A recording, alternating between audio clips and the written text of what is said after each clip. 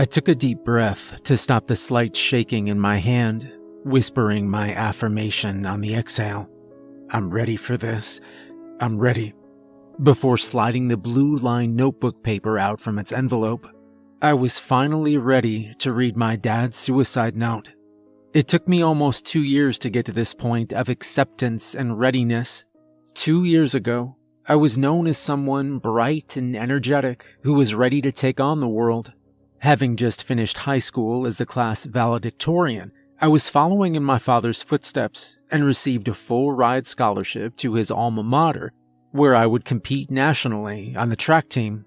All of this was possible thanks to the support of my favorite person in the world, my dad. Growing up, as far back as I can possibly remember, it was just me and Dad. He told me that my mother had given in to her drug addictions and walked out while I was still an infant. He was never able to find her. Nobody knows if she is even still alive. My dad didn't hesitate to be the perfect dad, regardless of losing my mother. You and I, we're a team, he always told me. Together, there's nothing we can't handle. And that was true.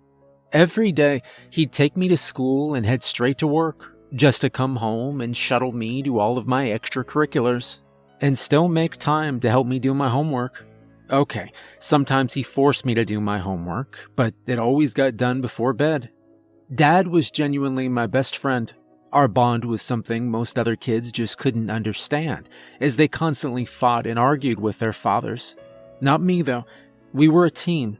There was nothing we couldn't handle. That is, until there was no we anymore. That weekend, we spent all Saturday moving my things into my new college dorm. I remember that day like it was yesterday. We talked and laughed all day as we unpacked and set up furniture together. We can only avoid the inevitable for so long, though, as night fell and Dad still had a 3-hour drive home. Finally, we both broke into tears as we said our goodbyes. Remember, we're a team, he told me, choking back his tears. Together, there's nothing we can't handle. And with that, he climbed into his pickup and drove off. I cried myself to sleep, thinking about how I'd never gone more than a day without seeing my dad, and now I was supposed to live on my own. I woke up early the next day, still wearing my jeans from moving day, realizing that I hadn't stayed up to get the text from my dad, ensuring he made it home safely. I picked up my phone to check for his text, but naturally, the battery was dead. I connected the charger and got the coffee pot started while I waited for my phone to charge. By the time I got back to my bedroom, the phone had enough juice to turn on. I put in my passcode and went straight to the messaging app, but there was no message from Dad. I immediately had a bad feeling about that. It seemed so unlike him to not send the message when he got home.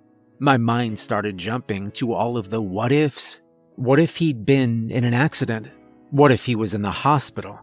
Or worse?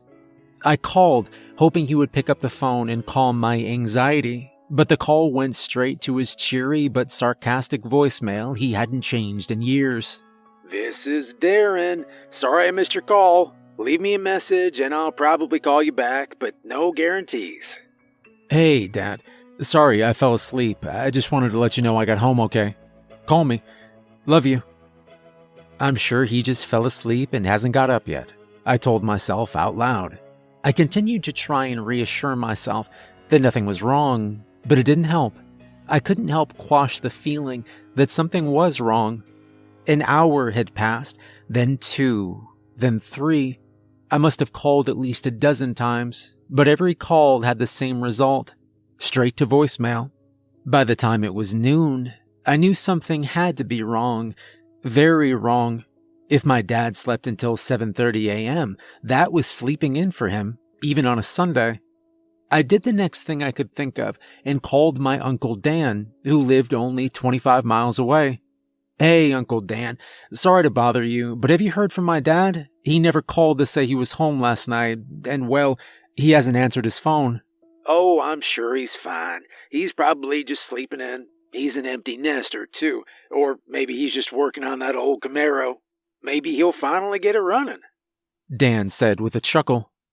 Look, I said while pacing my room, somewhat annoyed by his lack of concern. Can you just please do me a favor and go check on him? I'd love to, but I'm at the lake right now, having myself a nice, quiet fishing trip. But I'll tell you what, if you haven't heard from him by later this afternoon, I'll stop by on my way home and smack him for you. All right.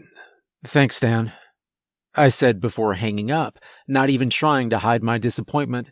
I couldn't understand how Dan could just blow off the fact that Dad hasn't called me. I knew my dad better than anybody, and this wasn't normal.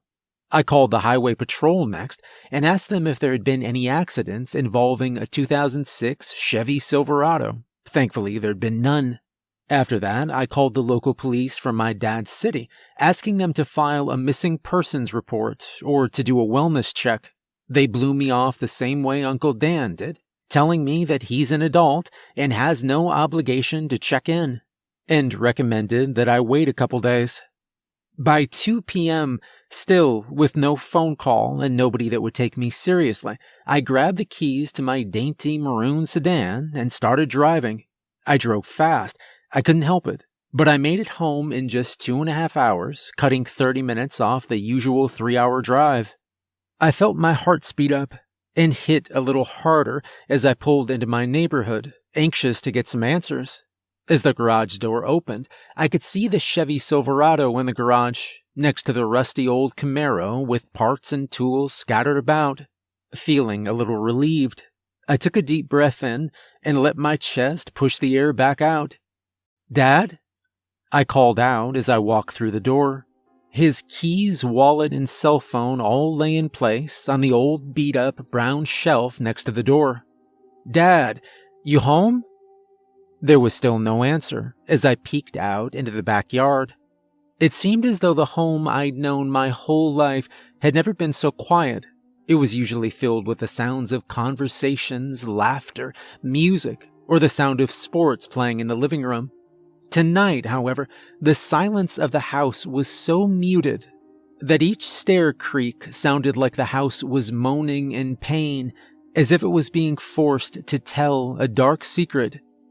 "Dad," I called out, a little softer this time, scared to disturb the leering silence. I gave his bedroom door a soft knock, then twisted the doorknob and pushed lightly, encouraging it to slowly open with a drawn-out, squealing creak. That's where I found him. The first thing I noticed was the blood.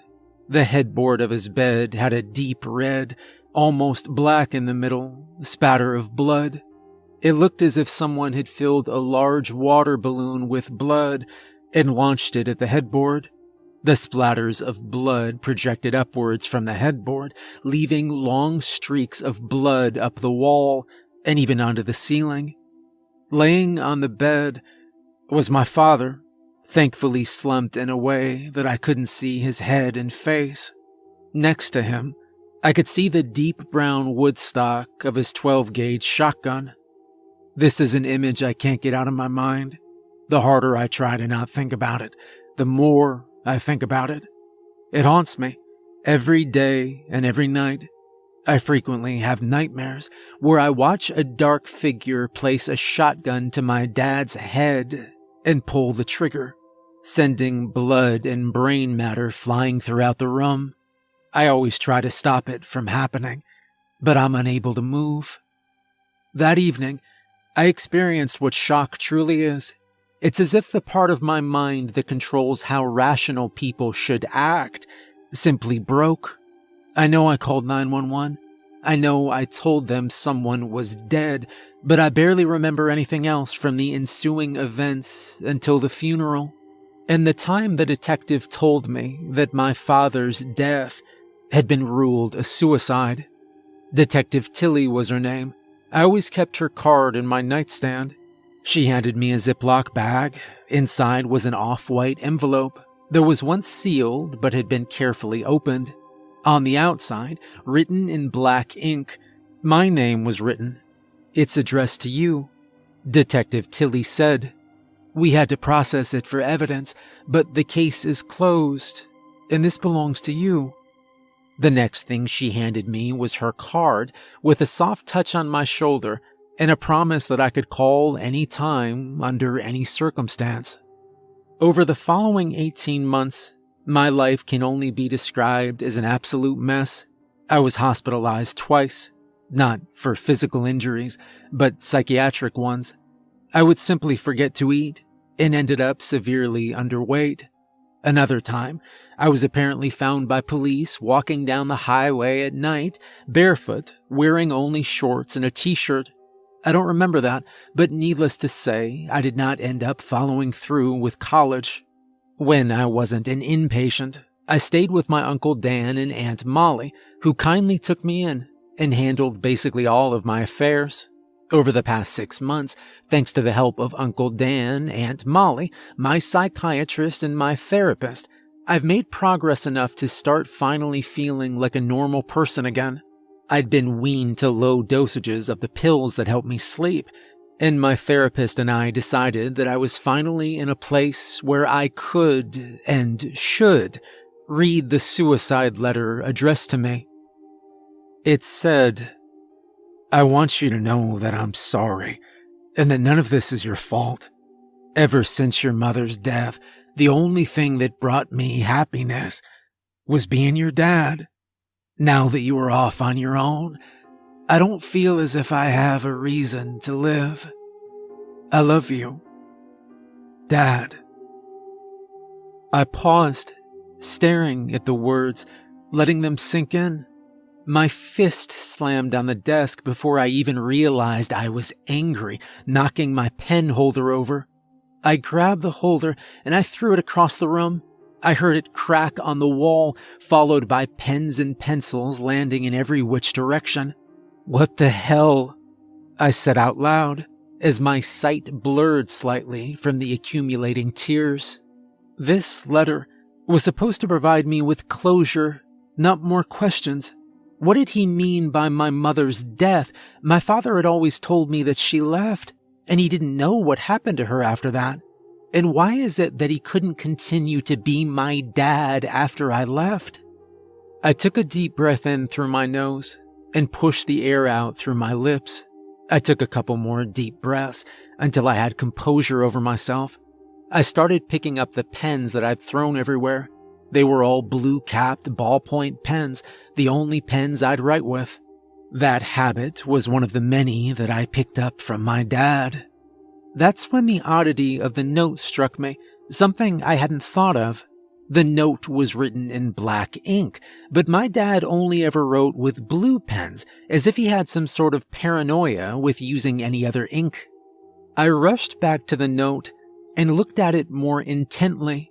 The black ink on the paper, it didn't seem right, and not just the color, but the lettering as well. I rushed to the closet and pulled out the old orange shoebox that contained every card my dad had ever left me. On top was the card he'd given me along with my graduation gift.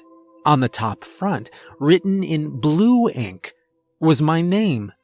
I placed it next to the suicide note written with black ink. It was different. The handwriting was close, but different. The handwriting was slightly more slanted than on the cards my dad had given me. Over the next few hours, I pulled out every single card and analyzed the handwriting, comparing it with the suicide note. The more I read, the more I became convinced that the suicide letter was written by someone else. But who? Was my dad murdered? I approached Dan as soon as he got home, holding the letter in my hand. "Dan, there's something I'd like to talk to you about," I said, standing in the doorway of his office with my free hand anxiously pulling at my hair. "What can I do for you, Aaron?" Dan replied with a smile, but still looking down at his computer. "My dad's suicide note. I read it. It says here that my mother died, but my dad said that she left and he never knew what happened to her. I'm just confused." For a moment, just a small moment, a look of surprise came over Dan's face, as if he'd been caught with his hand in the cookie jar. Just as quickly as it appeared, that expression left and was replaced with a kind, caring look. "I'm sorry. I don't know much about your mother, only met her a few times myself." He paused for a minute to remove his reading glasses and set them on his desk. "I'm sorry to say this, but I think it's also fair to say that there were a lot of things your dad kept to himself. I wish he'd opened up about his struggles. We all do." "Okay, well, I'm sorry to bother you," I said, starting to walk away. Hey, don't leave yet. Is there anything else that's bothering you?" "Well, the thing is, I trailed off and looked down at the ground. I didn't know how to say it, that I thought my dad was murdered. I started doubting myself and was worried that after all of the problems I've had, that I might sound crazy. "It's okay. You can tell me." "I don't think my dad wrote the note. It's not his handwriting. It doesn't match." I spat out. I thought we had all this behind us. Did you take your meds today?" Dan replied. "Yes, I took." "I'll call Dr. Z first thing tomorrow. We don't need you to have another mental break. I'm sure the therapist can get you in for an emergency session as well," he said while scribbling down some notes on his post-it stack. "You know what, you're right. I'm overthinking this all. I'm just gonna go get some rest." I didn't wait for a response. I turned and hurried into my room, closing and locking the door behind me. Deep breaths, I thought to myself. Deep breaths. I took a few moments to compose myself before sitting down on my chair. I unclenched my hand, letting the old post-it note that I'd swiped off Dan's desk fall onto mine. The note said, "Pick up prescription." It was written with a curve to it. I placed it next to the alleged suicide note. The handwriting from Dan's post-it note was a dead match. Dan wrote this suicide note, not my dad. Hours passed while I sat at my desk, staring at the notes, grasping the new reality of the situation. A dozen thoughts crossed through my mind as to what might have happened, what role Dan had played in my father's death. Molly had knocked on my door and tried to coax me out for dinner. I declined, saying that I needed more rest. My therapist called too. Undoubtedly, he'd received a call from Dan. I ignored his call, thinking Dan was trying to make me think I'm crazy. "What are you hiding, Dan?" I asked myself. It was 11 p.m., and I was sure Dan and Molly had gone off to bed. I pulled out that old business card that I'd kept for the last 2 years, and on the top, in blue handwriting, the card read, "Detective Tilly." I pulled out my cell phone and dialed the number, hoping that she'd pick up. "This is Detective Tilly." "Yeah, sorry. 2 years ago, you worked my dad's case, Darren Mills."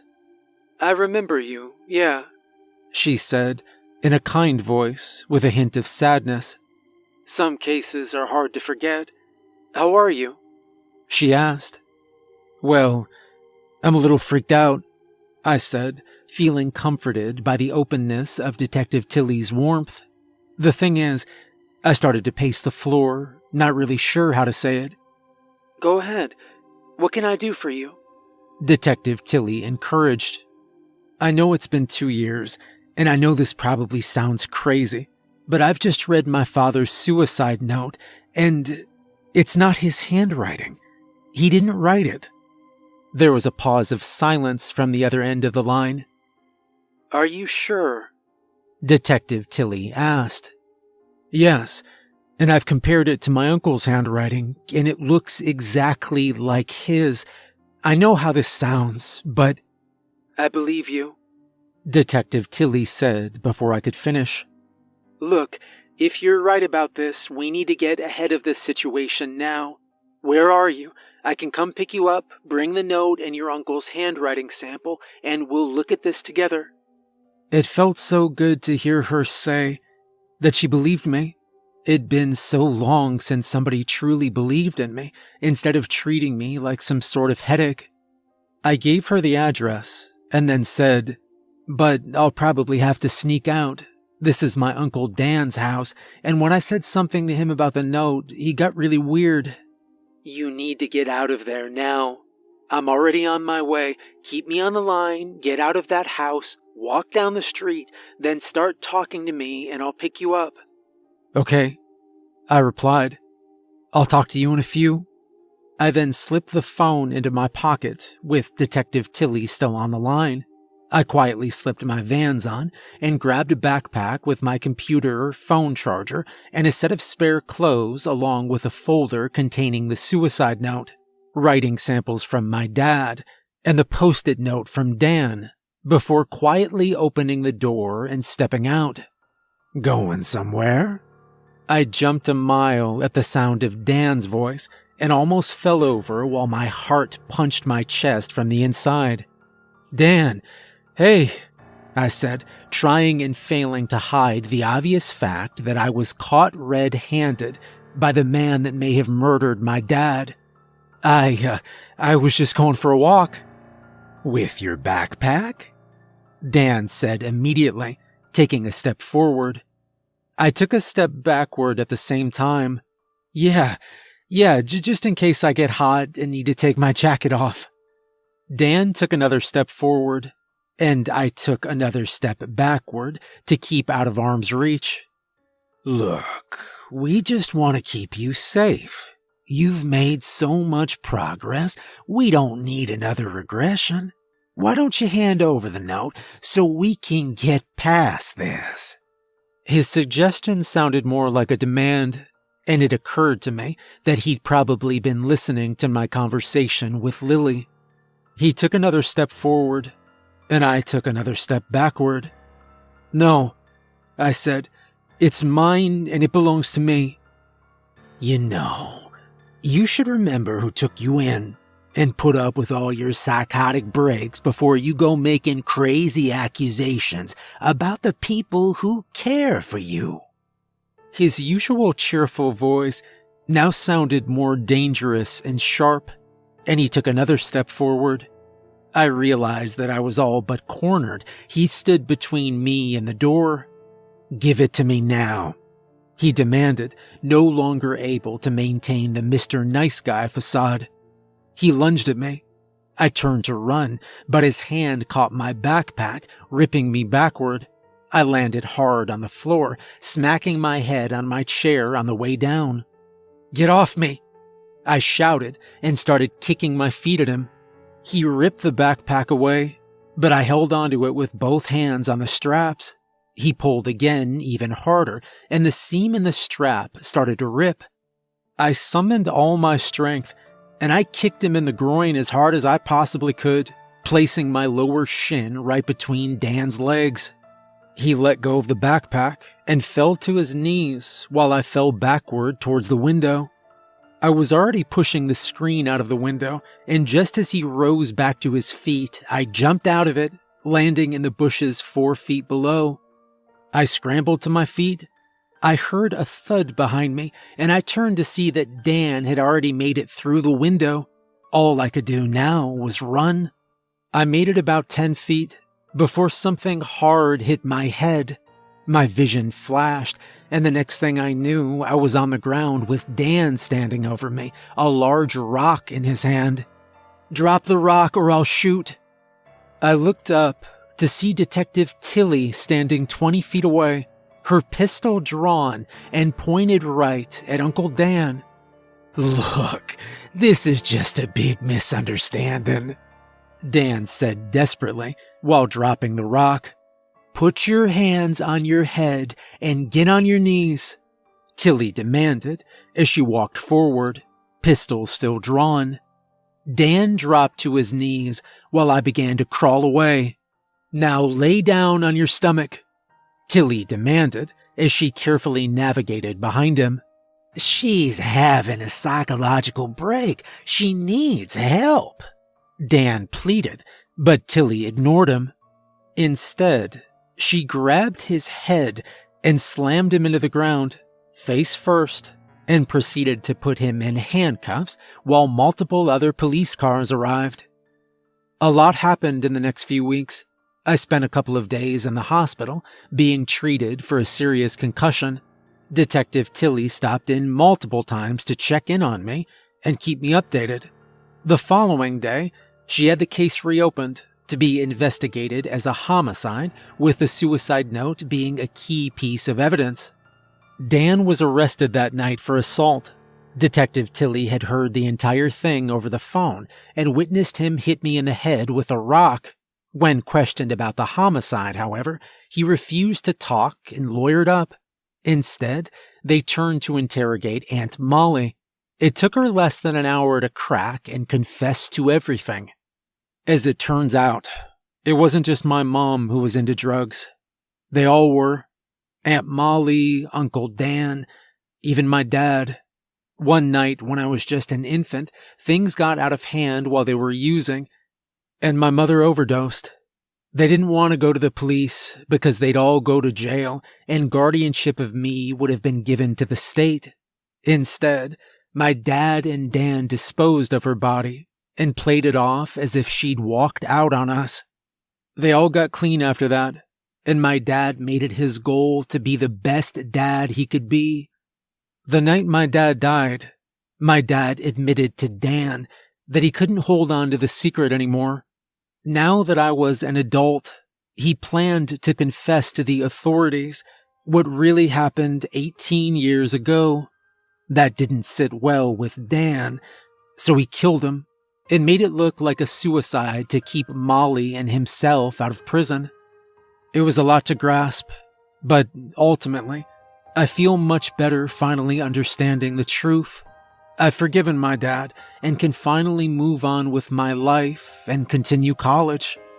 I know that even though he's gone, Dad will always be with me.